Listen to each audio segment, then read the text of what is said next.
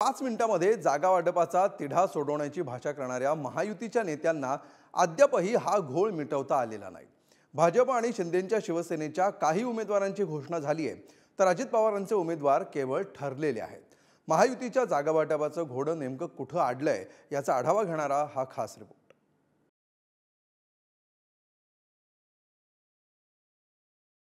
निवडणुकांची घोषणा होऊन 14 दिवस लोटले तरी महायुतीच्या जागा वाटपाचा घोळ अद्याप मिटलेला नाही। काही जागांसाठी शिवसेना आणि राष्ट्रवादी काँग्रेस अडून बसल्याचं समजतंय। महायुतीत आतापर्यंत भाजपा आणि शिंदेंची शिवसेना यांच्या 32 उमेदवारांची घोषणा झाली आहे, तर राष्ट्रवादी काँग्रेसनं अधिकृत उमेदवार जाहीर केले नसले तरी त्यांचे 3 उमेदवार ठरलेत। भाजपानं 24 उमेदवारांची घोषणा केली आहे, शिंदेंच्या शिवसेनेनं 8 जणांची यादी जाहीर केली आहे, तर राष्ट्रवादीच्या 3 जागा ठरलेल्या आहेत। नागपूर रामटेक लोकसभा मतदारसंघाचे महायुतीचे उमेदवार राजू पारवे यांच्या प्रचाराचा नारळ मुख्यमंत्र्यांनी ठाण्यातनं फोडलेला आहे। या रथावरती आपण जर पाहिलं तर प्रामुख्याने देशाचे पंतप्रधान नरेंद्र मोदी यांचा फोटो आहे।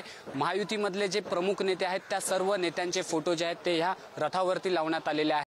याच्यावरती एक महत्त्वाची टॅगलाईन दिली गेलेली आहे, ती म्हणजे विकासाच्या गतीला, मोदींच्या गॅरंटीला, मत महायुतीला। त्यामुळे आता हा प्रचार संपूर्ण राज्यामध्ये जे आहे प्रत्येक उमेदवारासाठी तयार करण्यात आलेला आहे आणि ह्याच प्रचारातनं महायुतीच्या उमेदवारांचा प्रचार केला जाणार आहे। महायुतीत अद्यापही 13 जागांवरील उमेदवारांची घोषणा होणं बाकी आहे। यातील काही जागांसाठी शिवसेना आणि राष्ट्रवादी काँग्रेस अडून बसलेत। जवळपास 6 ते 7 जागांवरून महायुतीत तंटा सुरू आहे। कोणत्या जागांवर तंटा आहे बघूया। दक्षिण मुंबई सध्या शिंदेंच्या शिवसेनेकडे आहे, मात्र ही जागा भाजप किंवा मनसेला मिळण्याची शक्यता आहे। ठाणे सध्या शिंदेंच्या शिवसेनेकडे आहे, मात्र या जागेसाठी भाजपा आग्रही आहे। संभाजीनगर सध्या शिंदेंच्या शिवसेनेकडे असली तरी या जागेवर भाजपानं दावा सांगितलाय। रत्नागिरी सिंधुदुर्ग सध्या शिंदेंच्या शिवसेनेकडे आहे, मात्र इथून भाजप लढण्याची शक्यता आहे। नाशिक देखील सध्या शिंदेंच्या शिवसेनेकडे आहे, मात्र ही जागा राष्ट्रवादीला मिळण्याची शक्यता आहे। धाराशिव सध्या शिंदेंच्या शिवसेनेकडे आहे, मात्र सध्या राष्ट्रवादी किंवा भाजपला या जागी उमेदवारी मिळण्याची शक्यता आहे। परभणी सध्या शिंदेंच्या शिवसेनेकडे आहे, ही जागा रासपला सोडली जाण्याची शक्यता आहे।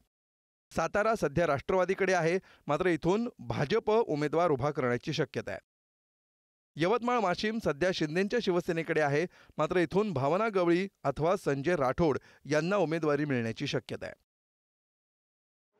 मात्र आता हे 2 पक्ष आल्यामुळं पाणी सोडावं लागत नाही आहे। म्हणजे पाणी सोडलं तरी पाणी आम्ही अडवणारे लोक आहोत, पाणी सगळं वाहून जाणार नाही याची काळजी आम्ही घेत असतो। त्यामुळं हे 2 पक्ष आल्यामुळं नक्कीच आमची अडचण झालेली आहे की जर शिर्डीमध्ये मला लढायचं होतं, जर हे आली नसते तर मला ती शिर्डी जागा मिळाली असती। पण माझ्या शिर्डीपेक्षाही महाराष्ट्रामध्ये आम्हाला 45 जागा निवडून आणायच्या आहेत आणि एकनाथ शिंदे आणि अजितदादा पवार यांचं मी आभार व्यक्त करतो। त्यांनी मोठी रिस्क घेऊन ते आमच्यासोबत आलेले आहेत। निवडणूक जाहीर व्हायच्या आधीपासून भाजपाकडून मतदारसंघात सर्वेक्षण करण्यात आलं। काही ठिकाणचे निष्कर्ष भाजपाची चिंता वाढवणारे आहेत असं सांगितलं जात आहे। त्यामध्ये शिंदेंच्या शिवसेनेकडील जागांचा समावेश असल्याचं समजतंय। त्यामुळे शिंदेंच्या शिवसेनेनं 8 उमेदवारांची पहिली यादी जाहीर केली आहे।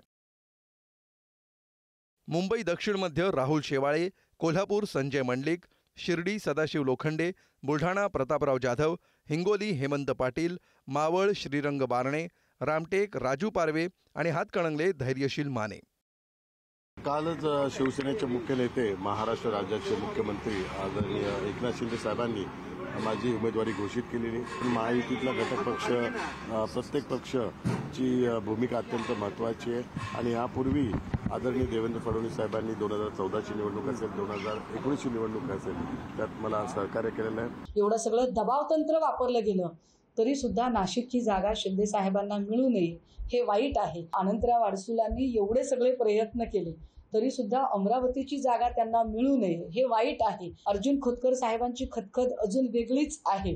ठाण्याची जागा आम्ही 100% काढणार। ठाण्याच्या जागेवर अगदी दस्तूर खुद्द पंतप्रधान नरेंद्र मोदीजींनी जरी उमेदवारी अर्ज भरला तरी ठाण्याची जागा ही आम्ही विजयी करून दाखवणार। महायुतीत जागा वाटपाचा घोळ गेला महिनाभर सुरू आहे. संपूर्ण जागा वाटप 28 मार्चला स्पष्ट होईल असं उपमुख्यमंत्री अजित पवारांनी सांगितलं होतं. मात्र अजितदादांचा दावाही फोल ठरलाय. त्यामुळे आता जागा वाटपाचा तिढा कधी सुटणार याकडे तिन्ही पक्षांमधील इच्छुक, अन्य नेते आणि कार्यकर्त्यांचं लक्ष लागलंय. ब्युरो रिपोर्ट, पुढारी न्यूज.